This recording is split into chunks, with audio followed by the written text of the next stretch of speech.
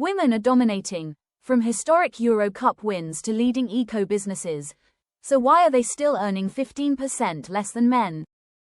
It's not because women aren't working hard enough. In fact, they're increasing crop yields by up to 20%, boosting farm profits by as much as 25%, and creating eco-friendly solutions to protect our planet. The gap exists because women's work is undervalued, promotions aren't equal, and career breaks affect women more than men. Take England's Lionesses in 2025. Over 12 million watched them claim the biggest women's European Championship win in history. Their victory wasn't just about football, it was a declaration of unity, courage, and brilliance, and a moment of national pride. But when the celebrations ended, so did the equal treatment, with pay nowhere near what male players earn for similar victories.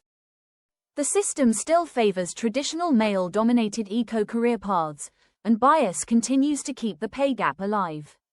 The eco-powered Sheconomy led by women can close this gap, but only if we push for fair pay, equal promotions, equal work, and full transparency. Explore Green Living blog's latest Sheconomy guide. Share your ideas, your voice, your vision, because true equality isn't just about winning, it's about earning fair pay while building a sustainable future.